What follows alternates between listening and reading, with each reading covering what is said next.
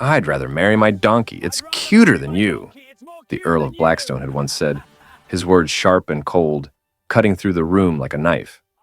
The laughter of his peers echoed in the background, but no one saw the deep ache behind those words, the pain he buried so well beneath his pride.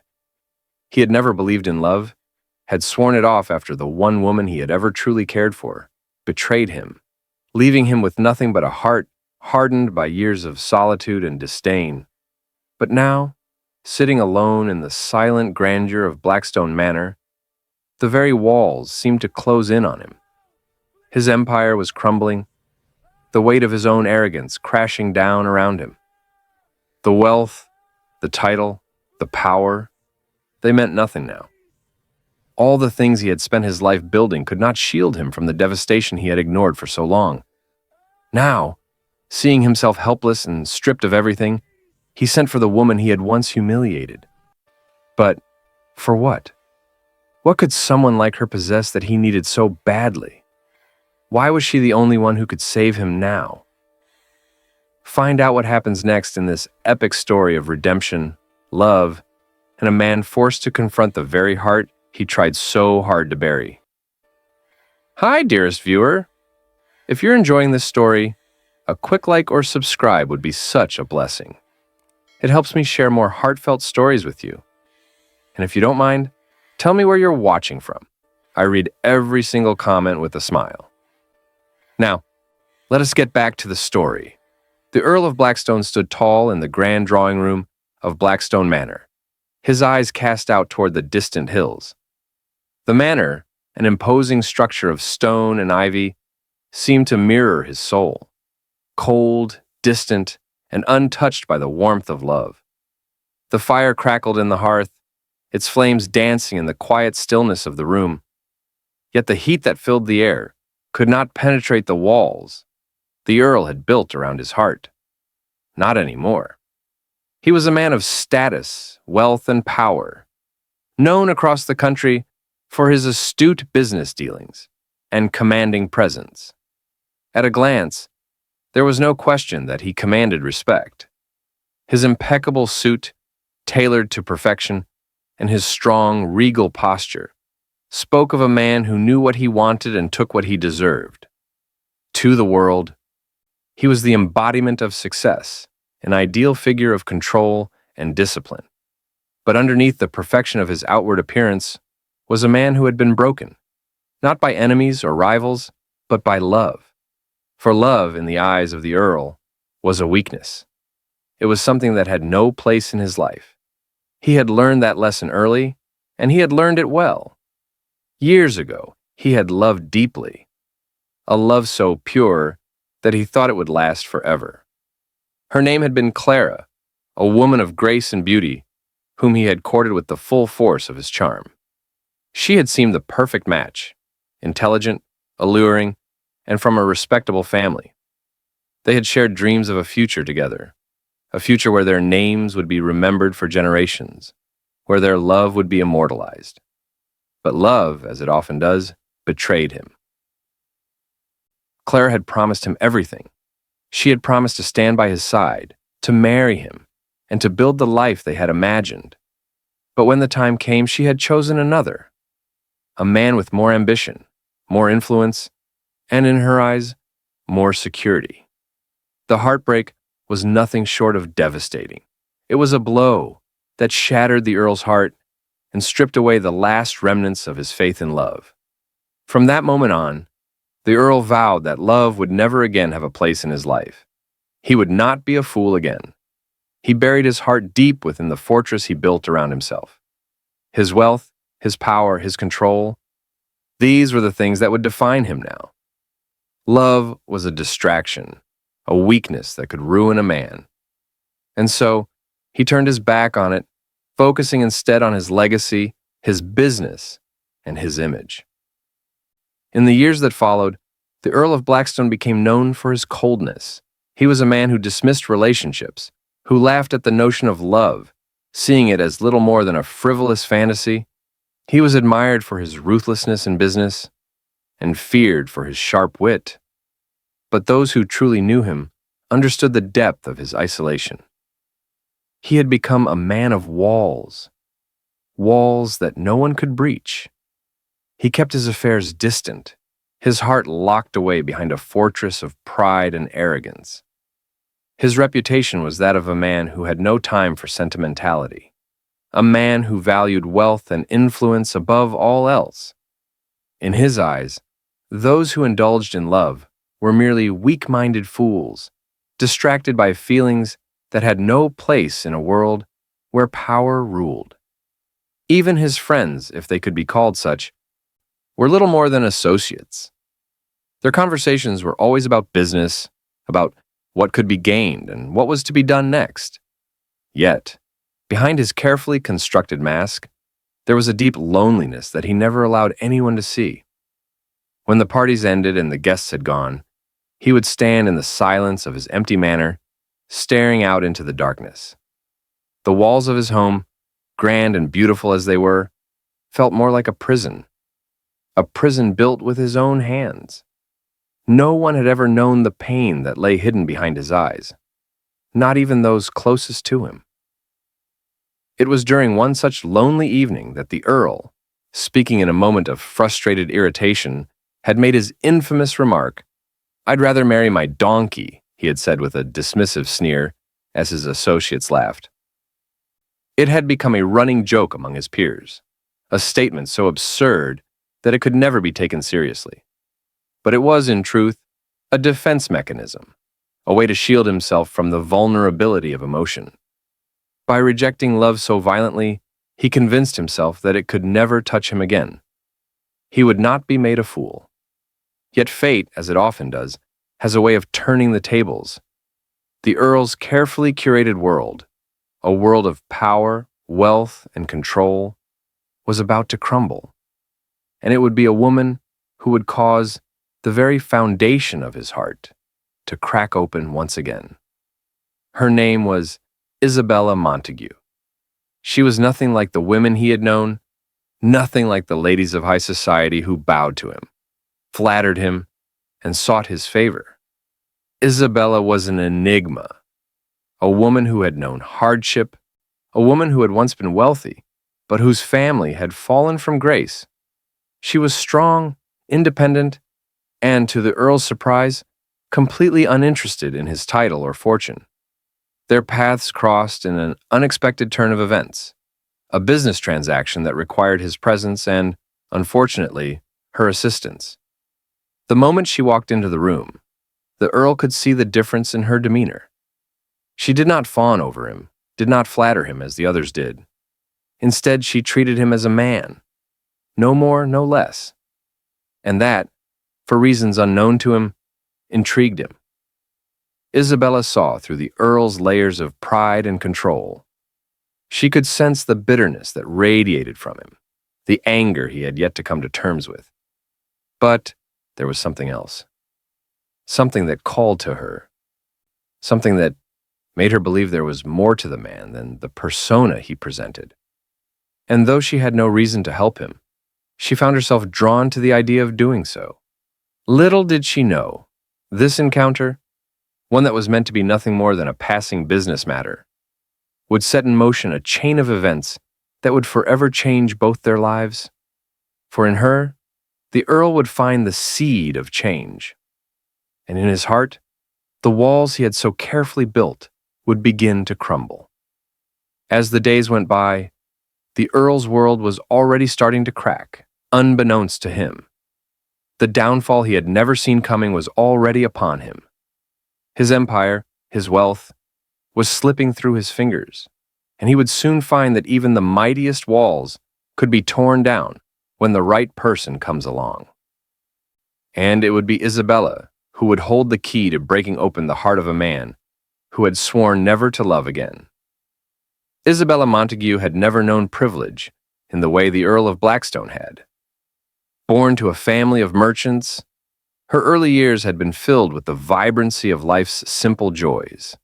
The Montagues were well respected in their small town, their fortune made from trade, and for a time, they lived with a comfort that others might envy. Isabella had never cared for the superficiality of high society. Instead, she found beauty in the quiet moments. The way the sun poured through the windows at dawn, the smell of freshly baked bread, the laughter of family around the dinner table. But that life had been torn from her when her father's business crumbled under a series of unfortunate circumstances. A bad investment, poor decisions, and a wave of bad luck sent the Montagues from comfortable affluence to near destitution. The once proud family was left to navigate the choppy waters of financial ruin. And in a world that valued wealth above all else, Isabella knew she would have to fight tooth and nail for survival. Her resilience became her armor. Her pride never wavered, even as her circumstances grew darker. She found work where she could, in sewing, in cleaning, in any task that would bring in the slightest coin. The friends who once admired her faded away, leaving only a handful who respected her determination and strength. She had no time for romance, no time for the luxury of fanciful notions of love. Isabella had learned to depend only on herself, to rely on her own strength and will to push forward. When the Earl of Blackstone's name was mentioned, it was usually accompanied by whispers of his wealth and his cold, calculating demeanor. Isabella had heard the stories. How he turned people aside with a mere glance. How he laughed at those who dared to question his authority. The women who circled him were always of the same ilk. Beautiful, polished, eager to claim his favor. Isabella had no interest in such men. To her, the Earl was just another aristocrat, a figure of power who likely held little understanding of the struggles of those outside his lofty world. The rumors of his cruelty, of his disdain for love, did not shock her. They only confirmed what she had already believed. He was no different than any of the others. Men like him were born to sit on thrones of gold, with nothing to challenge them but their own egos. She had no patience for that kind of man. But fate, as it often does, had different plans. It was a chance meeting, one that neither of them had anticipated. Isabella was in town on an errand for her mother, a small request to fetch some fabric from a shop near the Earl's estate. She had never set foot on the grounds of Blackstone Manor before, and she certainly never imagined she would find herself in the Earl's presence. But when the storm that had been brewing all morning turned into an unexpected downpour, she found herself seeking refuge in the grand hallways of his estate. She had no idea that this accidental detour would alter the course of her life forever. The Earl, as it happened, was in the midst of one of his many business dealings when Isabella entered. She stood there, dripping wet, her hair slightly disheveled, and her boots soaked through. The sight of her, a woman of common origins, standing in his opulent home, caught the Earl off guard. He frowned at the intrusion, his initial irritation clear. "What do you want?" he asked, his voice cold, his eyes hard. Isabella, unbothered by his tone, stood tall, her chin lifted in defiance. "I was simply seeking shelter from the rain, my lord. I did not expect to be turned away." Her voice was steady, even as she met his gaze without fear. His frown deepened, but there was something in her composure that made him pause. She was not intimidated by him, nor by his title. She was not awed by the grandeur of the manor, nor was she eager to fawn over him. Isabella spoke plainly, without hesitation, a stark contrast to the women he was used to. "You're not welcome here," he snapped. But there was an underlying curiosity in his voice, something he hadn't expected. Most would have cowered. Most would have apologized for daring to intrude on his space. But she was different. She was strong in a way he hadn't encountered in a woman before. Despite his harshness, Isabella did not retreat. She stood firm, her eyes never leaving his. "I'm not here to beg, my lord," she said coolly. "I'm only asking for shelter from the storm. If that is too much for you to offer, I will leave." The silence that followed was heavy, and the Earl could feel the tension building in the air. His pride demanded he dismiss her, send her away, but something held him back. There was a rawness in her, a strength that made him uncomfortable but also intrigued him. Her gaze was unwavering, and for a moment, he felt as though she saw through him. For the first time in years, someone was challenging him, and he didn't know how to respond. He nodded stiffly, allowing her to stay. "Make yourself comfortable," he muttered, before turning away to resume his work. But as he walked, he couldn't help but glance over his shoulder, watching her settle into the corner. Her indifference to his wealth, his status, and even to him was unlike anything he had ever encountered. Over the following days, their paths crossed more frequently, often by chance. The Earl continued to dismiss her presence, but there was a subtle shift within him. He began to notice her strength, her ability to weather the hardships life had thrown at her without breaking. Unlike the women he was used to, she didn't rely on her beauty or her charm to win favor. Instead, she relied on something deeper, something he couldn't quite place, but found himself drawn to nonetheless. As he watched her, something began to stir inside him. It was a feeling he had long buried, a feeling he had sworn never to feel again. The barriers he had built around his heart, the walls he had so carefully constructed to protect himself from pain, began to tremble. Isabella's strength, her compassion for those less fortunate than her, cut through his indifference like a blade. She was no ordinary woman. She was a woman who would not be broken, no matter how the world tried to tear her down. And for the first time in years, the Earl found himself questioning everything he had believed. Maybe, just maybe, she was the one who could break through the walls he had built around his heart. The fall of the Earl of Blackstone's empire did not come with the dramatic flair of a great battle, nor did it happen overnight. It was a slow, creeping illness that poisoned every corner of his life until it was too late to stop the inevitable. It began with whispers, murmurs of financial instability, of investments gone wrong, of alliances that were crumbling under the weight of their own deceit. At first, the Earl paid no heed to these warnings. His wealth was vast, his influence far-reaching, and his empire seemed unshakable. He had weathered storms before, and this would be no different. At least, that was what he told himself. But then, one by one, his trusted allies began to abandon him. First, it was the business partners with whom he had spent years building his fortune. The ones who had always pledged loyalty, who had once called him a friend, now turned their backs with calculated precision. They claimed that his financial dealings were too risky, that his decisions were leading the business into ruin. The betrayal stung, but the Earl did not show it. He could not afford to show weakness. As his business empire began to slip through his fingers, he took action, desperate action. He sold off assets, rushed to secure more investments, but every move seemed to make things worse. For the first time in his life, the Earl found himself scrambling, his every move weighed down by the pressure of an empire on the brink of collapse. His pride, once so unshakable, now felt like a heavy burden. He could no longer pretend that everything was fine, that he was still the man in control. The stock market crashes, the failed investments, and the pullback of the bank loans. They all compounded into a devastating blow. Within a matter of weeks, his wealth, the very thing that had defined him, was gone.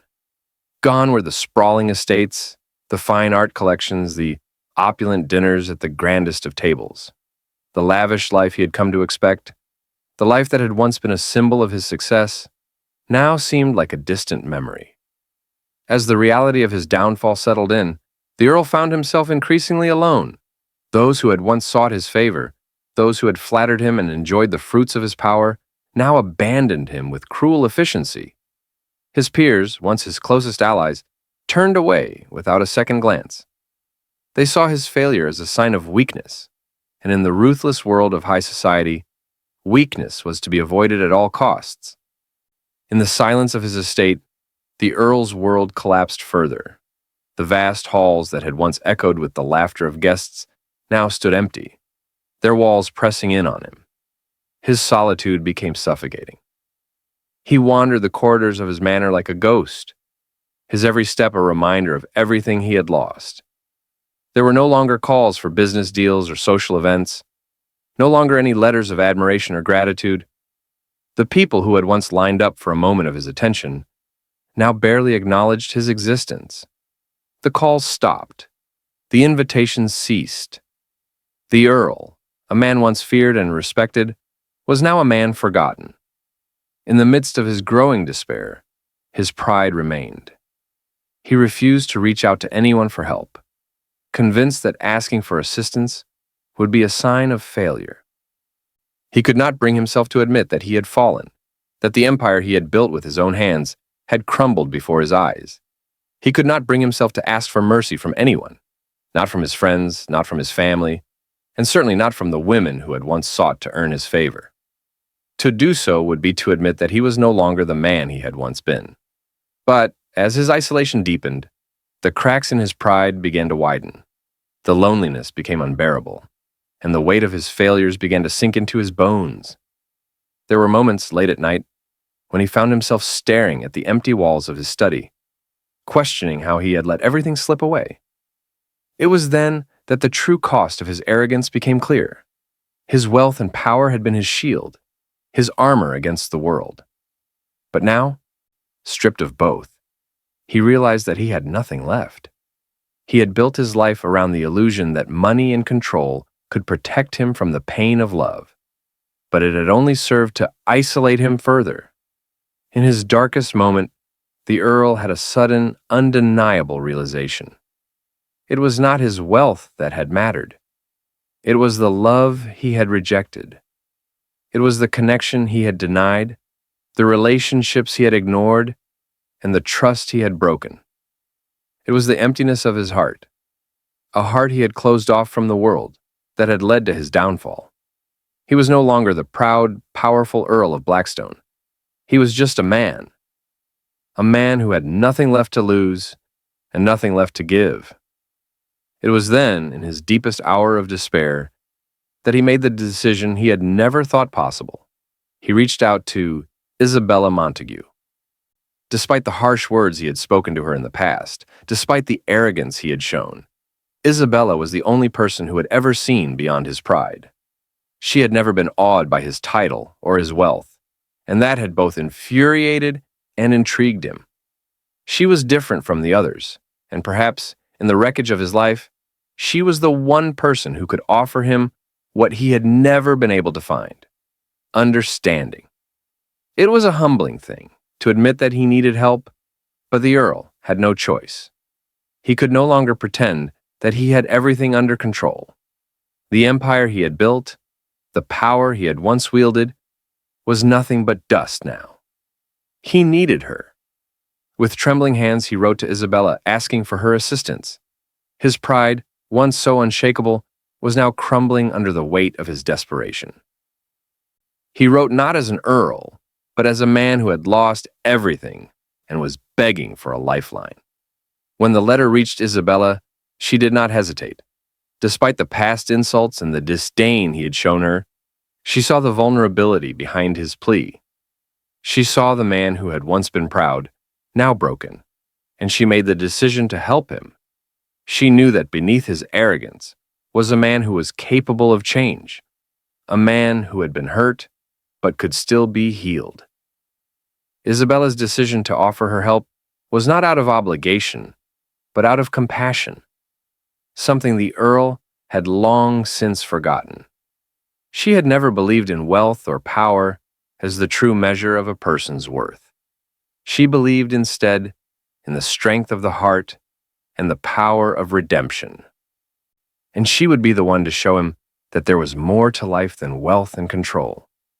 In that moment, the Earl knew that his redemption had begun.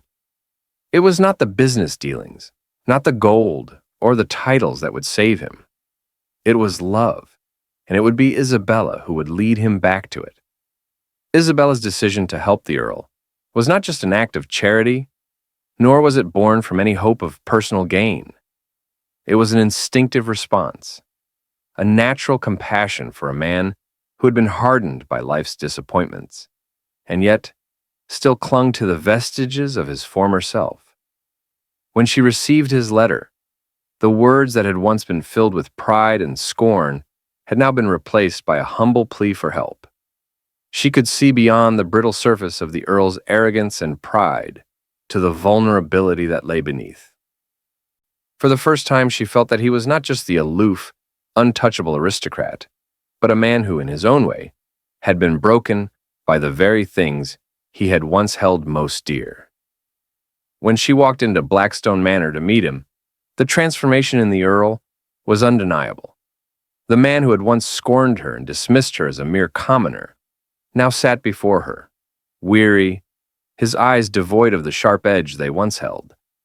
His powerful exterior had crumbled, and what remained was a man stripped of everything except his own raw need for change.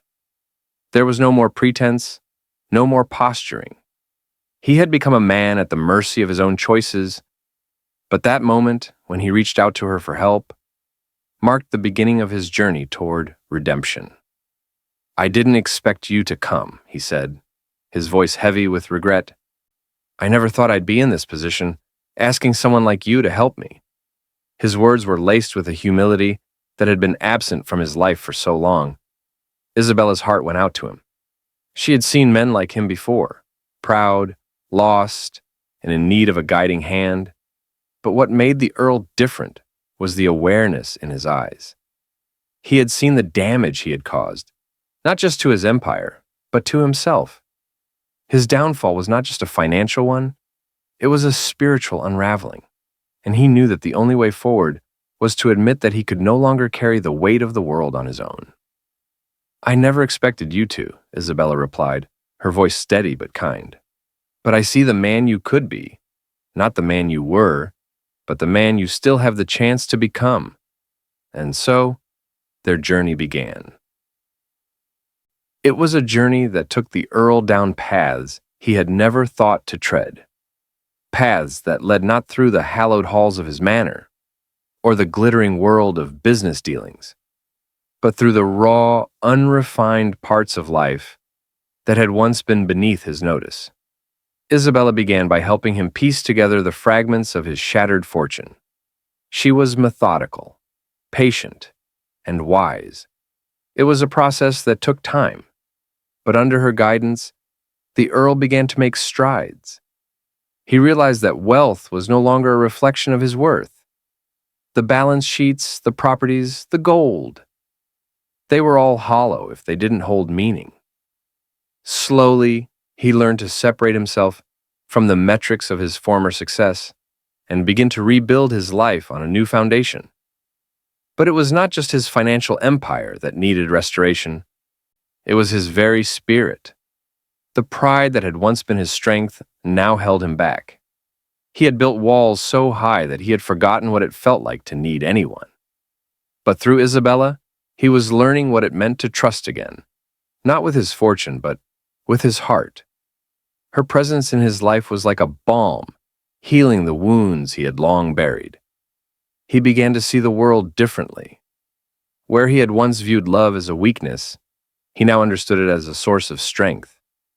Where he had once sought power above all else, he now realized the true power lay in vulnerability and connection. Isabella was teaching him not just how to live, but how to live with others, how to share, to give, and to love. And then, without warning, something unexpected began to stir between them. What had started as a professional alliance began to shift, slowly and imperceptibly, into something deeper. The moments they shared, once solely about business, began to carry an intimacy that neither of them had anticipated. It was in the quiet exchanges, the shared glances that lingered a moment too long, in the way their hands would brush against one another when passing papers or moving furniture around his study. It was the way Isabella would speak to him, with honesty and kindness, never faltering, never pretending. She saw him, truly saw him, and for the first time in years, the Earl felt understood. In the past, the Earl had convinced himself that love was an illusion, that it was something for the weak-hearted, those who had the luxury of letting their guard down. But now, with Isabella by his side, he felt something stir within him that he could not deny. It was as though she was slowly unlocking a part of him he had long buried. One evening, as the sun set over the hills, casting a warm, golden light across the study, The Earl turned to Isabella. She was sitting across from him, her eyes focused on a ledger, her brow furrowed in concentration. But when she looked up at him, their gazes locked, and for the first time, there was no distance between them. He saw her, truly saw her, and in that moment, he understood. He understood what it meant to love. It wasn't about power or titles or status. It was about connection, trust, and the vulnerability to give your heart to another. And in Isabella, he had found the one person who had never asked for anything but his truth. "I never thought I could love again," the Earl said, his voice low, almost tentative. "But I find myself finding a part of me I never knew was there, a part that wants to be more than just the man who controls, the man who has power." Isabella smiled softly, her eyes filled with understanding. "You don't have to be anything but yourself," she said, her voice gentle. "You've already shown me more of your heart than you realize." And so, the walls that had once defined him began to crumble, piece by piece. The pride that had once consumed him now felt like an anchor, pulling him down. But the love he felt for Isabella was the force that lifted him up. It was a love born not of power or wealth, but of something deeper, a love that had been forged in the fires of pain and redemption. The Earl, now fully transformed, stood before Isabella, no longer the man he had once been. He was no longer the Earl of Blackstone who had built his life around control and status. He was a man who had learned to love, to give, and to let go. And in the quiet of that moment, as they stood together, he made the ultimate gesture. He chose love over pride, humility over power. With a deep breath, the Earl took Isabella's hands in his. "I love you," he said, his voice steady and true, "and I owe you everything. You've made me the man I was always meant to be." Isabella looked at him, her heart full, her eyes shining with the quiet understanding of a love that had been patiently nurtured. She had always known that love wasn't about what he could offer her, but about the person he was becoming. And in that moment, as the Earl of Blackstone stood before her, truly vulnerable for the first time in his life, she knew that they had both found something far more precious than gold. They had found each other. If you enjoyed this story of redemption, love, and unexpected alliances, make sure to give it a thumbs up, subscribe to our channel for more captivating stories, and share this video with someone who might need a little inspiration today. Now, here's a question for you. Do you think pride can truly be overcome, or is it something that defines us forever? Let me know your thoughts in the comments below. I'd love to hear what you think.